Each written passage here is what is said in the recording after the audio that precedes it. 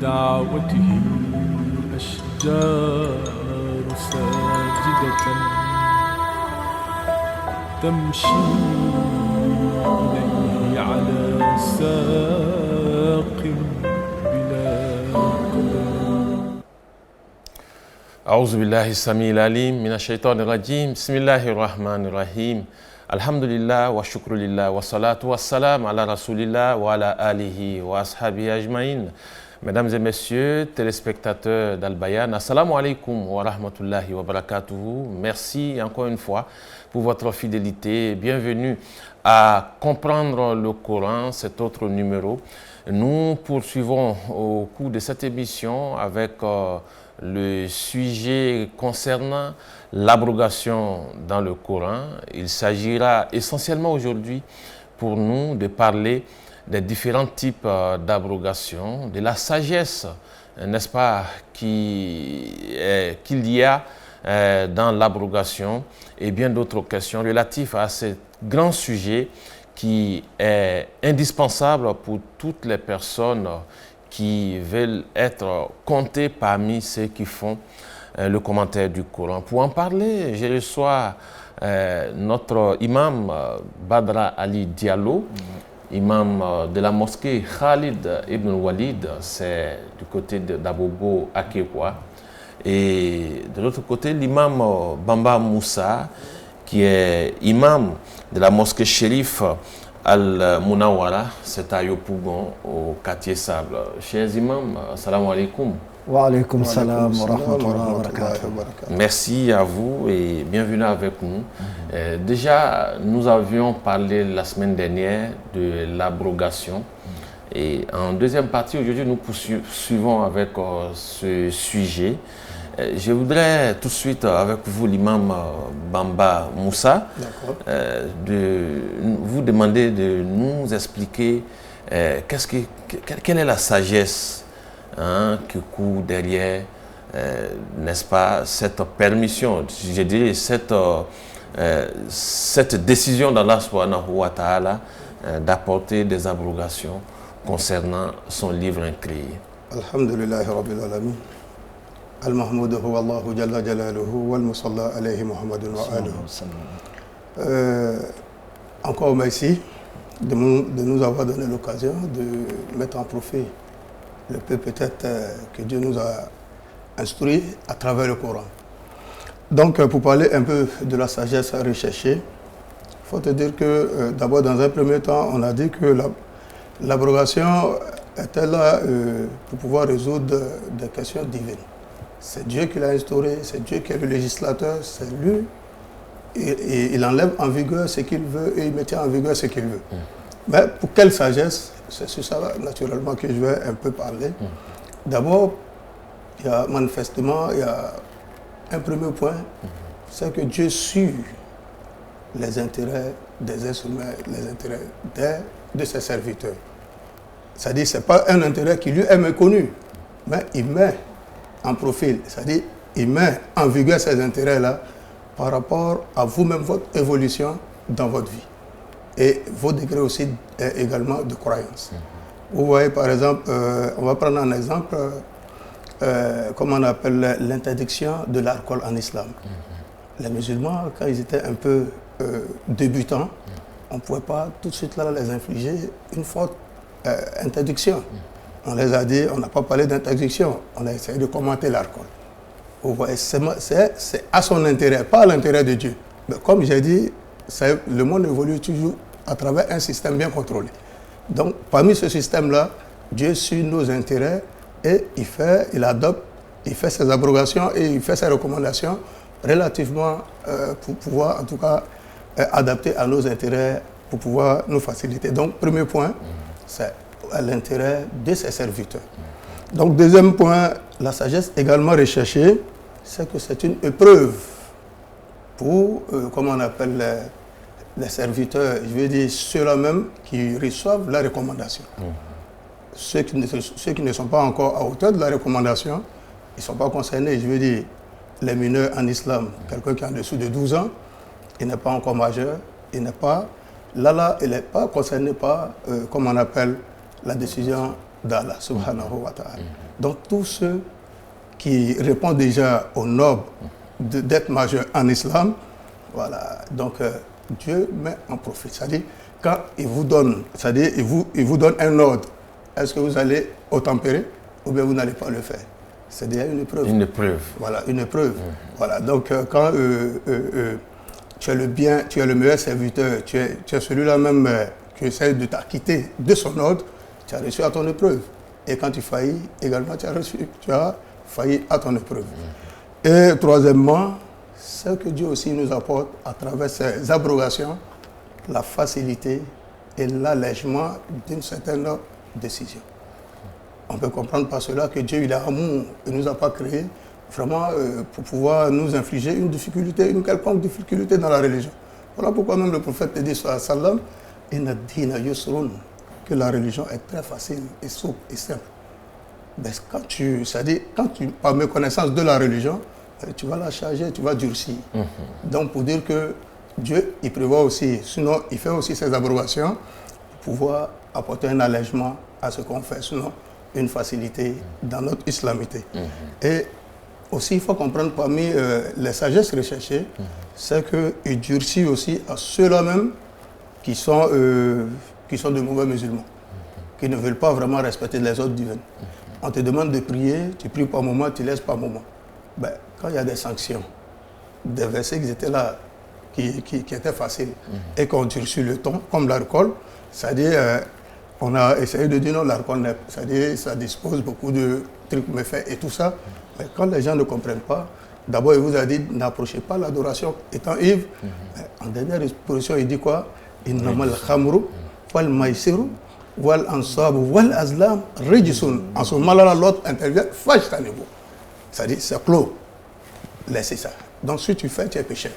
Tu vas assumer les conséquences. Donc, c'est une forme de rendre un peu son ordre encore difficile, c'est-à-dire pour durcir le temps pour les récalcitrants.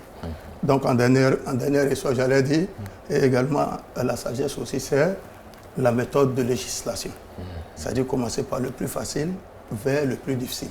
Parce que si on commence par le plus difficile et que tu descends, beaucoup de personnes ne vont pas vraiment, c'est-à-dire vont pas tenir. Mais quand on commence par la facilité, de façon graduelle, continue vers un peu le plus difficile, vous voyez que, c'est-à-dire tous les étapes prennent son cours. C'est-à-dire le musulman, c'est facile pour lui, il peut adopter, il peut se comporter jusqu'à ce qu'ils arrivent. En tout cas, l'imam Badara, parmi ses sagesses, l'imam Moussa a dit beaucoup. Alors, il a parlé de réponse aux besoins des gens. C'est ça. Et on est tous d'accord que c'est Allah subhanahu wa ta'ala qui connaît plus nos besoins. Bien sûr. Et aussi, il a parlé de l'évolution dans la législation islamique. Bien sûr. Ces deux points-là, est-ce que vous pouvez nous en dire plus? Par la grâce d'Allah, je pense que c'est évident ce que l'imam vient de dire. Parce que l'homme, même naturellement, progresse d'une étape à une autre. Il faut dire aussi que l'homme, c'est-à-dire cette abrogation répond même à la nature de l'être humain. Voilà pourquoi l'imam a parlé souvent de durcir et souvent d'alléger. Parce qu'on peut se trouver dans une situation où on est faible. Alors, il faudrait que Allah subhanahu wa ta'ala respecte son engagement. Il dit « La yukallifullahu nafsan illa wus'aha » Allah ne t'impose pas, en tout cas, quelque chose tant que tu n'as pas la capacité de le faire. Donc, la capacité alors peut varier d'un moment à l'autre, d'un individu à l'autre. Donc, là maintenant, la sagesse qui est mise en évidence, c'est que l'abrogation va répondre aux besoins naturels de l'être humain. Bon, il faut dire que aussi, au-delà de ça, il y a aussi la suprématie d'Allah subhanahu wa ta'ala qui est exprimée à travers cela. C'est-à-dire qu'il faudrait qu'il y ait quand même un législateur. Et le législateur, il ordonne ce qu'il veut et il abroge ce qu'il veut. Parce qu'il est le roi. Voilà. Et là, cela rime bien entendu avec la cause même de notre existence. Parce que Allah subhanahu wa ta'ala nous dit quoi? Il dit wa ma khalaqtul jinna wal insa illa liya'budun. Donc la cause de notre création, c'est l'adoration d'Allah subhanahu wa ta'ala. Donc cette adoration s'est faite à travers une règle. Et la règle fondamentale concernant l'adoration, c'est-à-dire kullul ibadat tu'tabar muharrama illa ma ja'a alayha dalil. Donc, tant qu'une adoration n'est pas fondée par une preuve venant d'Allah ou son messager d'Allah, donc cette adoration est nulle et non effet. Donc, voilà ce que je pouvais quand même ajouter sur les propos de l'imam, puisqu'il a bien développé ce qu'on doit retenir comme sagesse. Voilà, l'on retient également de ce développement que si l'abrogation tend vers une loi plus rigoureuse, comme vous avez dit, Dieu durcit parfois, alors la récompense s'accroît de façon proportionnelle. Naturellement. Et si l'abrogation va aussi vers une disposition où il y a plus de souplesse, bien ce sera un allègement des obligations. Et pour les deux, on voit ici une miséricorde d'Allah subhanahu wa ta'ala, une clémence de sa part. Évidemment. Bien sûr. Évidemment. Oui, parce que vous voyez, tout ce qu'on fait, n'ait été sa miséricorde, n'ait été sa grâce, sa clémence, et on ne peut pas le faire. Voilà pourquoi je le dis toujours, on évolue selon son système. Selon son système. Donc quand lui, il décide, il dit de faire, toi, il faut accepter l'engagement. Et c'est lui qui te donne la force. Parce que tu lui demandes la force. En cela, le prophète dit, sallallahu alayhi wa sallam, il dit, personne ne va mériter le paradis par son effort. Bien sûr. Parce qu'en réalité, les efforts fournis, ce n'est pas toi qui les fais, tu n'es qu'une marionnette. Il faut comprendre que la vie, c'est un système. Nous, on n'est qu'une marionnette, un acteur de ce système. Mais qui maîtrise le système, qui trace le système, qui gère le système? Allah subhanahu wa ta'ala. Donc, pour dire que avec sa miséricorde, et on observe toujours sa miséricorde, voilà pourquoi le musulman, sallam, tu demandes toujours à Dieu la force de faire ce qu'il t'a demandé de faire. Voilà. Demander la force, oui, l'imam Badra. Oui, quand même, j'ai rebondi sur le mot marionnette. Oui. Où, étant donné que nous sommes assistés par beaucoup de personnes, voilà, les gens ne sont pas, n'ont pas la même compréhension des choses. Manière de comprendre les choses. Voilà, cela nous envoie vers le qadar qui est le destin, alors qu'il faut faire la part des choses. Évidemment. Oui, nous avons en tout cas un destin imposé par Allah subhanahu wa ta'ala. Notre taille, notre teint, etc. Allah subhanahu wa ta'ala ne nous pose aucune question concernant ce qui nous est imposé. Oui. Mais en même temps qu'il y a ces destins imposés, il faut comprendre aussi qu'il y a un destin de choix. Et ce destin de choix, c'est de ça qu'Allah subhanahu wa ta'ala parle lorsqu'il dit, par exemple, c'est-à-dire vous avez un choix à faire. Donc à ce moment-là, cet individu, il a le choix. Voilà. Donc encore, il y a un destin qui est un destin relatif. C'est-à-dire qu'on pose un acte à partir de son propre choix et le destin se réalise. Tel que le messager d'Allah sallallahu alayhi wa sallam, lorsqu'il dit, il nous dit par exemple, Man arada an yunsa Allahu rizqahu wa umrahu falyasil rahimahu. Donc voilà, celui qui veut vraiment avoir une longue vie et il veut avoir par exemple une bonne chance, voilà donc qu'il tisse bien les liens familiaux. Donc en ce moment, je dirais que oui, marionnettes, mais ne comprenons pas cela comme quelqu'un qui est manipulé à travers tout ce qu'il pose et alors il n'a aucun choix. C'est la raison pour laquelle Dieu nous a donné l'intellect. C'est ça. La raison est là pour ça. Voilà, l'imam Badra, je me tourne vers vous toujours. L'impact de l'abrogation sur, n'est-ce pas, le commentaire du Coran ou l'interprétation des versets du Coran. Comment quel est l'impact de l'abrogation sur cette œuvre qui est l'interprétation du Coran? Ok, Dieu merci. Je pense que les oulémas sont unanimes. D'abord que pour être un bon commentateur du Coran, qu'il faut connaître en tout cas l'abrogation. C'est pour cela qu'Ali ibn Abi Talib, lorsqu'il a vu celui-là autour de qui les gens étaient regroupés, il lui faisait confiance, il lui posait des questions, mais sauf que ce monsieur mélangeait les interdits et les licites et les licites. Pourquoi? À cause de sa méconnaissance de l'abrogation. Parce que l'abrogation nous fait dire, voilà quelque chose qui a été ordonné par Allah subhanahu wa ta'ala. Et à la suite, au fil du temps, Allah subhanahu wa ta'ala dit, non, ça, ce n'est plus recommandé, voilà ce que je vous recommande. Que ce soit une interdiction voilà. ou une permission, etc. Bien sûr. Donc, c'est le travail qui est fait à travers l'abrogation.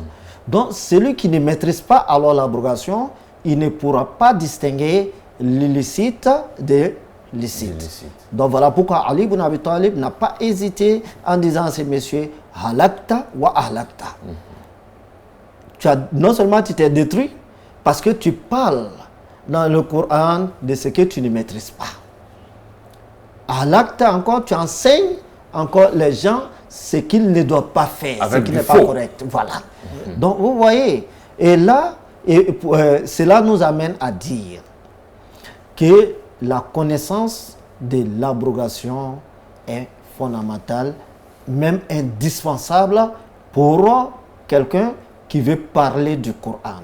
Qui veut faire le tafsir. Le tafsir, bien entendu. Même parlant du Coran, il faut comprendre ce qui est abrogé, ce qui n'est pas abrogé. Parce que nous sommes appelés à exécuter ce qu'Allah subhanahu wa ta'ala dit. Nous sommes appelés à s'abstenir de ce qu'Allah subhanahu wa ta'ala a interdit.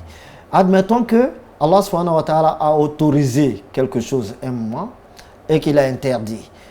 Et que nous ne savons pas l'interdiction de la chose, qu'est-ce que nous allons faire?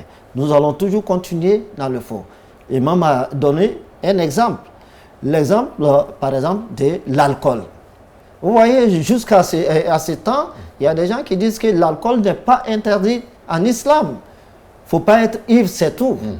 C'est parce que... C'est basant sur le verset qui dit oui, cela. N'approchez pas la prière. Donc, pendant que vous êtes ivre, n'approchez pas la prière. Ils disent non, il ne faut pas être ivre seulement. Mais ils ont oublié, en tout cas, le verset qui vient abroger tout ça pour nous dire que désormais, il faut s'éloigner.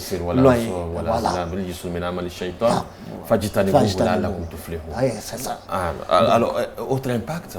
Oui, naturellement, j'apporte en termes d'additifs à ce que l'imam vient de dire. Ça va se réaliser simplement dans un exemple. Vous voyez, pour approcher un peu des gens, on a la législation que nous connaissons, la législation moderne, établie par exemple par les parlements. Généralement, ces législations-là, quand on fait une constitution, c'est déjà établi. Mais ces lois-là ne sont pas toujours maintenues en vigueur. Mais pour quelqu'un, par exemple, que ce soit dans le cadre académique, à l'université, un professeur en droit, qui ne maîtrise pas ce domaine-là, le test en vigueur, le test qui n'est pas en vigueur, qu'est-ce qu'il va enseigner? Vous voyez, dans le même temps, quelqu'un, l'organe qui est chargé dans un pays, pour pouvoir peut-être interpréter le droit, dit ce que le droit veut dire, comme cela se réalise par exemple chez nous ici, à partir du Conseil constitutionnel. Il se base sur quoi? Pour pouvoir dire, voyez la bonne version. Vous voyez, tout à l'heure... C'est la disposition qui est en vigueur à l'instant. Normalement. Vous avez vu que la fois passée, les élections passées, lors du législatif, il y avait beaucoup de commentaires, du présidentiel, pardon. Il y avait beaucoup de commentaires en l'article 48 du Constitution passée. Quand le Conseil s'est réuni à partir du président, toutes ces démonstrations judiciaires qu'il a eu à faire, mais ça parlait également de l'abrogation dans le texte. Il vous dit par exemple qu'on parle en Côte d'Ivoire des gens qui ne savent rien du droit. Vous parlez de l'article 48 de Constitution passée. Et pour pouvoir essayer de rattraper déjà dans cette Constitution, mais il dit la Constitution prévoit tout ça. Et en l'occurrence, voilà pourquoi ce que lui il a dit, on a eu à prendre. Mais on l'a su comment? Parce que lui, il maîtrise les tests en vigueur et les tests retirés de validité en termes de vigueur. Donc pour dire que si ça, c'est nous, notre Constitution qui est dans notre main, mais ce qui n'est même pas... Évidemment, ce qui est incréé par nous. Et on doit parler là-dedans. Mais raison de plus... Oui, savoir réellement. La Constitution est créée pour nous et qui est le Coran émanant d'Allah subhanahu wa ta'ala. Effectivement, on doit connaître ce qui est abrogé là-dedans et ce qui n'est pas abrogé. Et dans les textes, par exemple, on a une tendance, une autre compréhension qui dit qu'on peut se marier jusqu'à 9 femmes.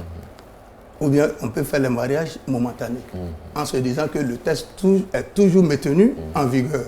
Depuis le début de l'islam, le prophète avait quand même autorisé, par exemple, Nekah ou Muta ou Zawaj du Muta. Mais jusque-là, c'est maintenu par d'autres. Or, ça a été abrogé. Donc, par mes connaissances, quand tu ne sais pas, mais tu vas dire... Tu vas dire que mais ça est dans un texte. Tu imagines, je me retrouve en Côte d'Ivoire, je me marie 3 mois, je laisse un enfant ici. Ah, comme ça, je tourne. En tout cas, c'est pas quand même ça l'islam veut. Ce sont des exemples vraiment de l'abrogé et de l'abrogeant. Voilà, chers téléspectateurs, vous suivez Comprendre le Coran et nous parlons de l'abrogation dans le Coran et nous avons parlé de la sagesse qui en découle. Nous avons parlé également de son impact sur l'interprétation des versets du Coran. Et il y a un pan important de cette émission qui pourrait prendre longtemps. Il s'agit bien des types d'abrogation. Alors, l'imam Badara, nous avons déjà combien de types d'abrogation? Bon, il faut dire que les types sont cités selon, en tout cas, ce que nous voulons. Parce que on peut parler des types selon la force du remplaçant ou bien la faiblesse du remplaçant. Donc, on peut parler des types aussi en nous basant sur le contenu même. Vous savez, le Coran a pour 2 objectifs. Le Coran a 2 objectifs. D'abord, le verset coranique, sa lecture est méritoire. L'exécution du contenu est méritoire. Donc voilà pourquoi le messager d'Allah, sallallahu alayhi wa sallam, lorsqu'il était question de lui demander au messager d'Allah, entre vous et le Coran, qui est le plus important? Il a dit, je jure par celui qui détient mon âme, il ne serait-ce qu'une seule lettre du Coran est demeure importante que le monde entier. Merci beaucoup. Donc voilà. Et là, nous pouvons faire aussi un classement selon ça. Donc, c'est basant sur le deuxième, c'est-à-dire le classement selon le contenu et la lecture. Et les dispositions. Voilà, donc les dispositions et la lecture, les textes. Voilà. On dira qu'il y a 3 grands types, alors, à savoir. Donc, souvent, peut-être qu'on va beaucoup décortiquer, voilà, souvent, nous constatons que le verset est abrogé et l'ordonnance donnée par le verset est abrogée également. C'est-à-dire que là, il y a une abrogation qui prend en compte le verset et la disposition. Voilà, la disposition. Maintenant, il y a un deuxième type, il s'agit de versets que nous lisons dans le Coran, mais hélas, la recommandation est déjà abrogée. La disposition est abrogée, mais le texte est maintenu. Donc, nous avons un troisième type où le texte n'est pas maintenu et aussi la recommandation n'est pas maintenue.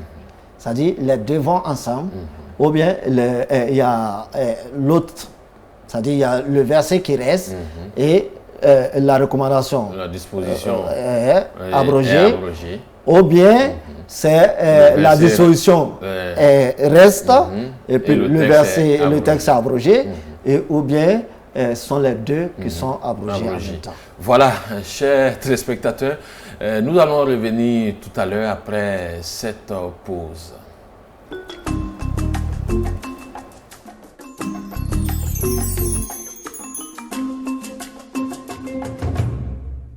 Al Bayan, toujours avec vous, partout avec vous.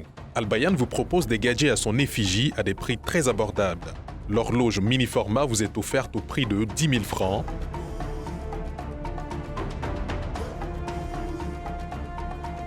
L'horloge grand format à 15 000 francs.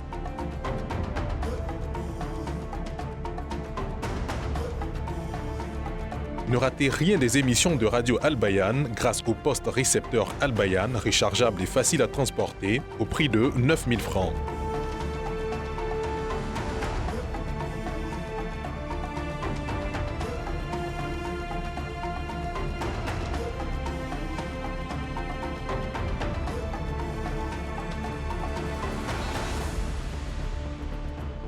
Des voiles de toutes les couleurs pour vos chères mères, sœurs, épouses au prix de 5 000 francs.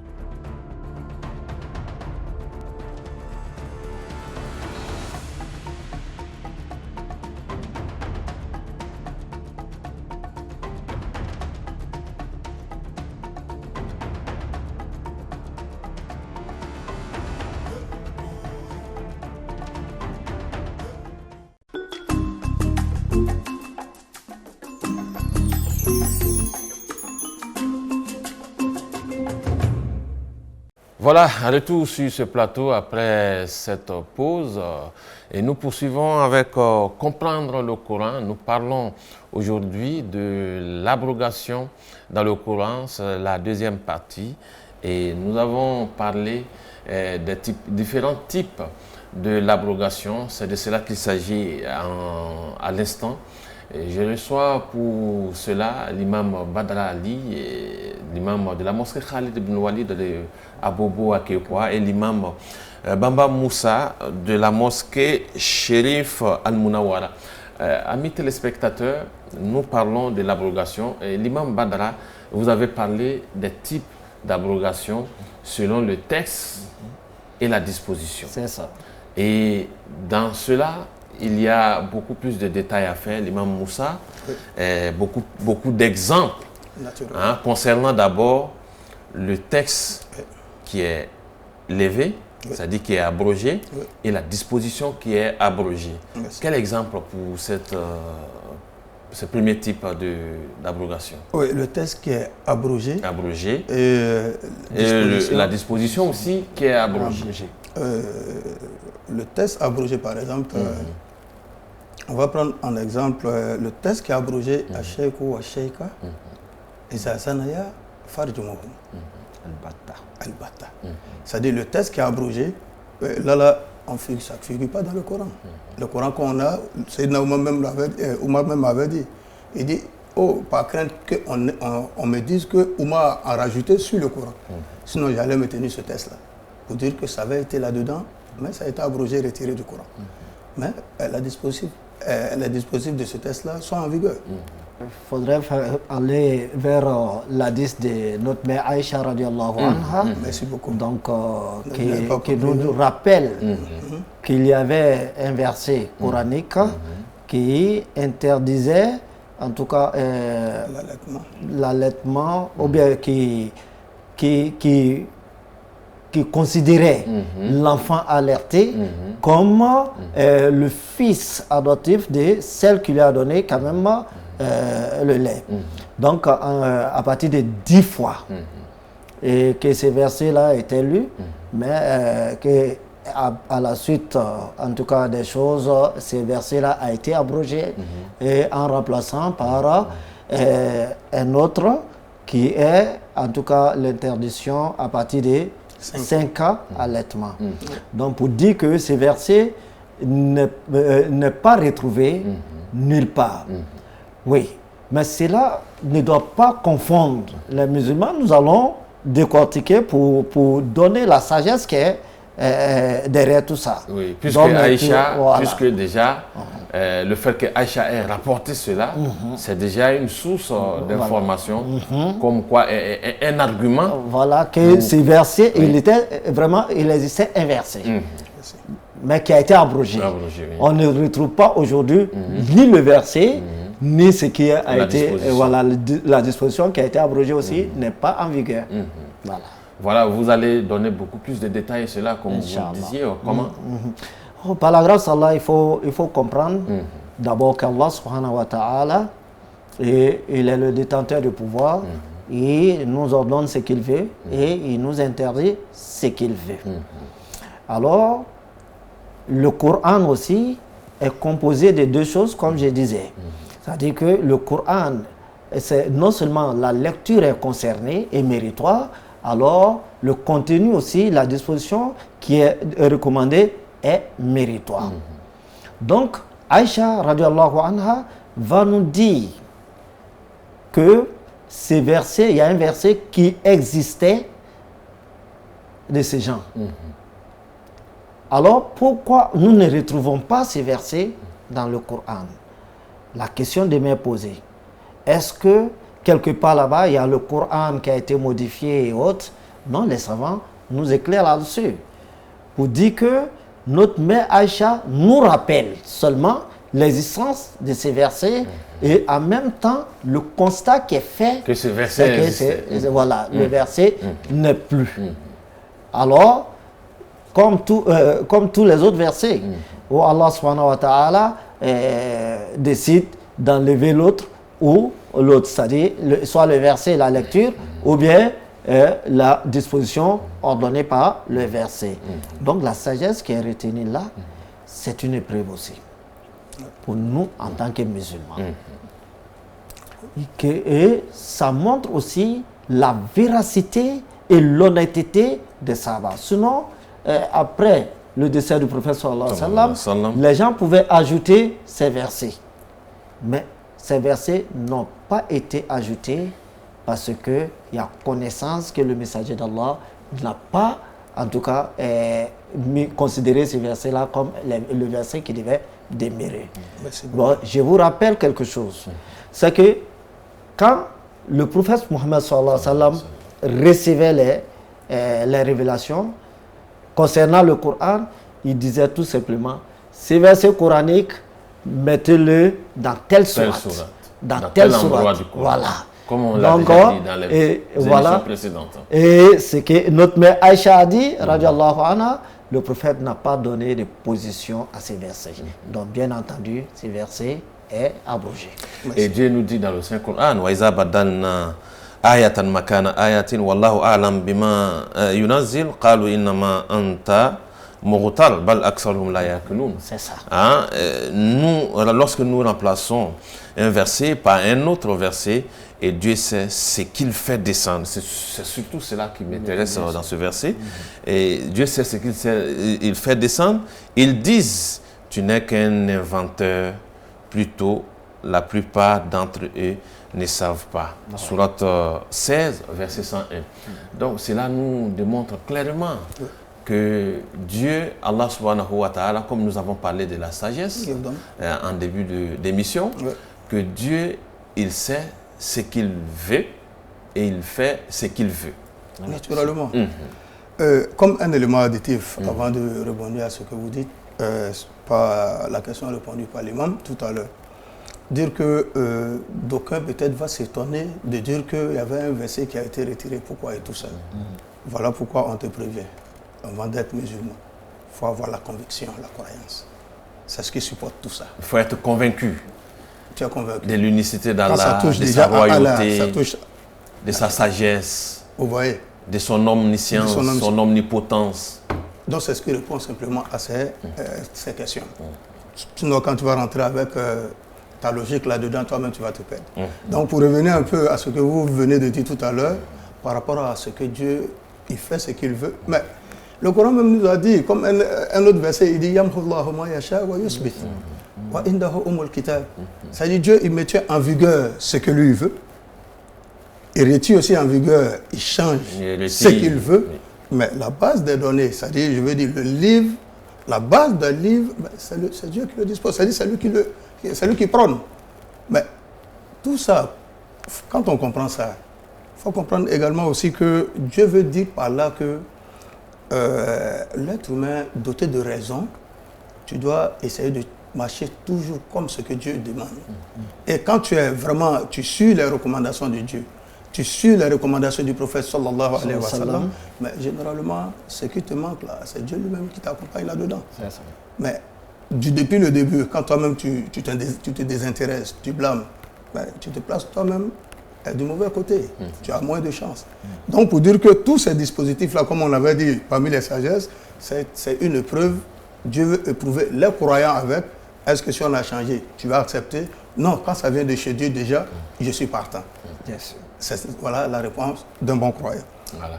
Alors, Allah nous dit aussi, Manan min ayatin aw nunsiha, nati bi khayrin minha aw misliha. Chaque fois que nous abrogeons un verset, c'est-à-dire nansakh, ou que nous le remplaçons, hein, nous en apportons un meilleur ou un semblable.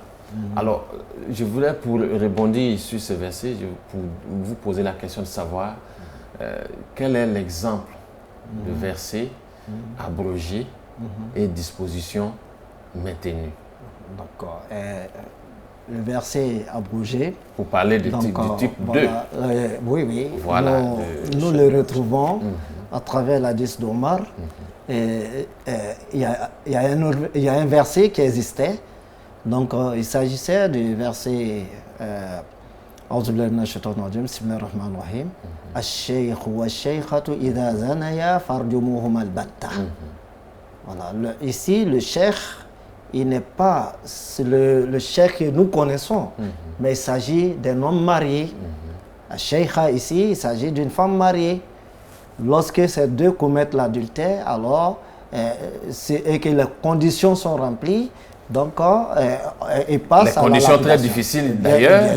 Bien sûr. Oui. Puisque quand on fait une analyse, on voit que l'islam est tellement vigilant que l'islam te dit, même quand tu vois une femme déshabillée avec un homme déshabillé dans une chambre, l'un couché à côté de l'autre, vous n'avez pas le droit de dire qu'ils ont forniqué. Qu'ils ont commis l'acte. Voilà.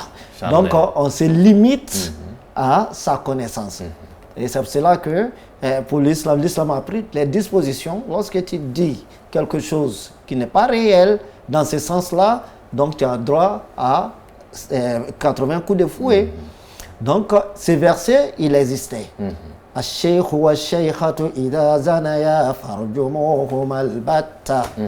C'est comme ça se disait. Lorsqu'un homme marié ou une femme mariée commettent l'adultère, donc ils doivent être lapidés. Absolument. Lapidés à mort. Donc, par la grâce d'Allah, vous voyez que lorsque vous allez fouiller, lire le Coran de la Fatiha jusqu'à Nas, vous n'allez pas trouver ces versets. Mais toujours est-il que la règle, ou bien la disposition, en tout cas ordonné par le verset, existe toujours. Car le messager d'Allah sallallahu alayhi wa sallam a mis cet acte en application. Et encore après lui, même après son décès, alors il y a cet acte-là a été aussi mis en exécution. Donc pour dire que c'est l'exemple du deuxième type où nous constatons que le verset est abrogé et la disposition est maintenue. Donc. Voilà, l'imam Baba Moussa, je vais ouvrir un peu une petite parenthèse pour dire que la condition pour l'application de ce verset est très difficile. Naturellement. Oui. Vous voyez, on a dit toujours que l'islam c'est une religion organisée. Quand vous allez suivre un peu en Médine, l'imam Malik, lui qui a créé le livre Al-Muwatta, c'est-à-dire le premier livre établi dans l'hadith, mais l'hadith qu'il connaissait, c'était vraiment beaucoup. Mais on retient presque 4000 et quelques seulement là-dedans. Mais tous ces hadiths-là sont restés où? Et même ceux-mêmes qui sont là-dedans. Dans l'enseignement d'imam Malik, tu vas retrouver Haza lam yakun alayhi al-amr. C'est-à-dire pour te dire qu'il y a eu des hadiths, mais qui n'étaient pas en vigueur. Donc je veux dire par là, l'applicabilité de certaines, en tout cas, décisions en islam, généralement, ça prévoit d'abord le contexte de l'applicabilité. Et qui a la charge de créer ce contexte-là? C'est nous musulmans. Voilà pourquoi on a beaucoup de foi à faire. Donc actuellement, je prends un exemple, nous sommes en Côte d'Ivoire. Quelqu'un a forniqué, tu vas lui prendre, tu vas le lapider, mais tu te retrouves en prison, tu l'as cherché. Nous n'avons même pas encore cherché à prévoir le contexte auquel ça peut s'adapter. Préparer même les consciences, former les gens. Voilà pourquoi il y a un savant qui disait, c'est-à-dire former le musulman avant de former son lieu de culte. Bien sûr. Mais qu'est-ce que nous on fait? On a les lieux de culte, nous ne sommes pas formés. Donc pour dire que ces tests-là ne peuvent être appliqués quand voilà. ça n'est qu'accompagné par la condition. Troisième type Merci beaucoup. d'abrogation, Oui. le texte Oui. qui est là, Oui. et puis la disposition n'est pas, a été abrogée. Le texte qui est présent, qui est bien lu Merci dans le beaucoup. Coran, Merci. et la disposition a été abrogée. Merci beaucoup. On va prendre en exemple le texte qui parle un peu du vévrage. C'est-à-dire celles donc qui perdent les maris. On a un premier texte qui dit que quand on perdait son mari, tu devrais rester mobile durant au moins une année. Vous voyez, durant au moins une année. Ben, il y a eu un autre texte qui La a... femme reste à la maison. À la maison, elle ne lui va à la nulle maison. part, elle ne bouge même pas, elle fait rien. On va parler des confinements maintenant. Elle naturellement. reste confinée à la maison. Hein? Un an complet. C'est l'expression d'actualité. Elle restait confinée à la maison Voilà, elle restait sur place. pendant confinée, un an. Un an complet. Enfermée même d'ailleurs. Enfermé si tu veux. Ben, ça a été abrogé par un autre texte qui a allégé, c'est-à-dire rabaissé jusqu'à 4 mois et 10 jours. Wallati yatawaffawna minkum azwajahunna yatarabbasna bi anfusihinna arba'ata ashhurin wa ashra. C'est-à-dire elles doivent rester sur place 4 mois et 10 jours. Et les 4 mois même, elle n'est pas obligée de rester même mobile. C'est-à-dire Immobile. comme, voilà, immobile, oui, comme ça avait été dans les 1 an. Parce qu'elle reste à la maison étant même enfermée. Mais les 4 mois, c'est pas ce que ça donne. Donc c'est pour dire que le test est en vigueur, c'est-à-dire les dispositifs ont été retirés, les 1 an ne sont plus en vigueur, mais le test, on le lit. Comme, oui, on le lit. Le verset Et même, même, dans la sourate Baqara. Merci beaucoup. Et tout à l'heure, l'imam même a dit que la lecture même de ce test-là, ça nous apporte aussi des mérites. Bien sûr. Quand tu lis ce verset qui n'a plus de dispositif en vigueur, ben Dieu même aussi te lève à travers ce que tu donnes comme lecture. Donc c'est l'exemple. Voilà. Voilà, l'imam Badra, concernant l'abrogation qui nous amène c'est-à-dire à ce qui est entre l'hadith et le Coran. Il y a beaucoup de divergences à ce sujet. Ouais. Mais qu'est-ce que vous en dites concrètement pour éclairer la lanterne de nos téléspectateurs? Il faut dire que la chose est simple. Si nous reconnaissons déjà que le messager d'Allah ne parle pas par passion. Et voilà, concernant la religion, il ne parle qu'à travers la révélation. Et quand nous savons que le Coran aussi est la révélation d'Allah subhanahu wa ta'ala à son messager, alors nous parlons, nous pouvons dire que nous parlons de révélation contre révélation. C'est quand nous faisons le calcul de dire, par exemple, celui-là vient de Muhammad sallallahu alayhi wa sallam, celui-là vient d'Allah, c'est là qui nous amène à commettre cette erreur. Le prophète sallallahu alayhi wa sallam, à propos de la religion, il est dit que c'est que Allah subhanahu wa ta'ala le dit. Voilà, lui envoie comme révélation. Voilà pourquoi vous allez trouver qu'il y a deux types d'hadiths. Soit un hadith que le prophète sallallahu alayhi wa sallam va rapporter en disant Allah a dit, tout simplement, hadith Qudsi. Et vous allez trouver un autre hadith où le prophète va s'exprimer, mais toujours est-il que c'est une révélation. Cette expression du prophète est inspirée de la révélation divine. Et là, je dirais même que c'est effectivement ça. Donc, il faut dire que à partir de là, le Coran nous interpelle. Parce que le Coran, Allah sait qui nous sommes et comment nous analysons les faits. Pour ne pas que nous refusions ce type d'abrogation, un jour, Allah nous dit, depuis là, Ma yantiqu anil hawa in huwa illa wahyun yuha. C'est l'exception. Il dit que c'est ce qui est wahy. Ce qui lui a été révélé. Voilà. Donc, quand on comprend comme ça, alors il sera facile pour nous alors de comprendre qu'un verset coranique peut être abrogé par un hadith et un hadith aussi peut être abrogé par un verset coranique. Donc, il n'y a pas d'inconvénient à cela. Donc, voilà ce que je pouvais dire sur ce point pour dire qu'il n'y a pas de problème. Oui, l'imam Bamba Moussa, ça fait quand même sujet de divergence de penser ainsi. Évidemment. Et de donner cette assertion comme quoi l'abrogation d'un verset coranique par un hadith est possible. Oui. Voilà. Oui, merci. Merci beaucoup. L'imam vient de donner même l'élément éclaireur pour pouvoir parler sur ça. Mais je veux qu'on observe quelque chose là. L'islam, c'est une religion organisée. Dieu nous-mêmes. Encore une fois. Encore une fois. Oui. Et l'islam également, en tout cas, certifie toujours l'honnêteté. Oui. On pouvait prendre tout ça, on va le mettre dans le Coran pour dire que c'est le Coran. Quand même bien vrai que tout vient de chez Allah subhanahu wa ta'ala. Mais lui-même, il a choisi avoir deux types de wahy. C'est-à-dire un qui vient directement de moi, tu relates ça de moi, c'est moi-même je dis, le corps, le fond, moi je te donne. Et l'autre, c'est moi, mais je te donne, toi tu fais passer. Il faut dire que ces deux types-là, c'est-à-dire ces deux, Allah et son messager, ils sont tous deux, on les prend ensemble et on les laisse ensemble. Si tu ne veux pas les laisser, si tu ne veux pas croire en lui. Imam, est-ce que là, ça n'explique pas le verset même qui dit « Wa'ati'u Allah wa'ati'u Rasul » Naturellement, merci Imam. Voilà. Naturellement. Merci beaucoup. Donc, pour revenir un peu à ce que vous dites tout à l'heure, vous disiez, il y a l'imam Malik, qui est parmi ceux-là même, qui trouve que l'abrogation faite, c'est-à-dire le texte abrogeant El Hadith, qui abroge un texte coranique, il dit que c'est quelque chose aussi de beaucoup simple. Et une de ses arguments, c'est l'argument que l'imam vient de donner. C'est-à-dire, il dit, tous les deux textes sont venus de Sha'Allah. Il y a quoi de normal? Quand Dieu lui-même, voilà, dans normal qu'Allah lui-même, il décide de retirer le texte coranique par un texte qui vient d'un hadith. Donc vous voyez, c'est-à-dire pour dire que, c'est-à-dire, l'imam Malik, il est qui? La Yufta fil Madina, tu vois?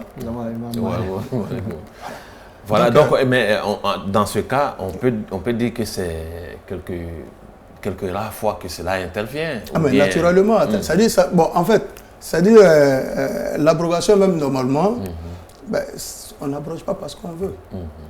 Voilà, c'est-à-dire, c'est pas de contradiction, c'est pas, non. Donc, Dieu le fait par sagesse, comme on a évoqué, donc ça ne peut pas être vraiment beaucoup répétitif. Voilà. Alors, très rapidement, l'imam Bamba, oui. Nous savons que il y a le texte coranique aussi, et le hadith, il y a tellement de conformité entre le Coran et l'hadith, c'est que, est-ce qu'il y a une différence entre l'abrogation et la précision et la restriction? Merci beaucoup. Et avant de parler de ça, j'aimerais simplement citer ce que nous venons de dire tout à l'heure. Comme deuxième type, on a parlé du texte dans le Coran, mais on est en train de parler aussi également du texte coranique, c'est-à-dire l'abrogation du texte coranique et l'hadith. Et il y en a 4 sortes. C'est-à-dire très rapidement, c'est-à-dire on a des textes de l'hadith que le Coran abroge, c'est-à-dire le texte coranique est l'abrogeant et l'hadith est l'abrogé. Et également, on a le texte coranique l'abrogeant qui abroge également un autre texte coranique. Et également, on a l'hadith, l'abrogeant, un texte hadith abrogeant qui abroge également un autre texte d'Hadith, comme le prophète de Dieu sallam, quand vous avez interdit d'aller visiter les tombes, mais vous pouvez aller. Et c'est le dernier type tout à l'heure qui a fait l'objet de divergence, comme on vient de parler. Donc, pour venir rapidement à ce que vous dites, très rapidement. Voilà, comment on appelle, vous avez dit, quelle différence? Oui, entre l'abrogation, la précision et la restriction. C'est-à-dire, on va dire, dans l'ancienne, comment on appelle, l'ancienne compréhension, d'aucuns pensaient que la précision ou la restriction ne faisait pas de l'abrogation. Mais au fur et à mesure, avec l'analyse des études et tout ça, c'est avéré que non, ce n'est pas du même type. C'est-à-dire, comme on va dire, la précision ou la restriction, c'est un élément qui complète, qui n'abroge pas. C'est-à-dire, c'est un élément de précision, c'est-à-dire pour apporter plus de détails ou pour apporter, comme on appelle, la valeur d'une certaine personne, d'autres éléments parmi le texte en vigueur. Or, l'abrogation, ça efface.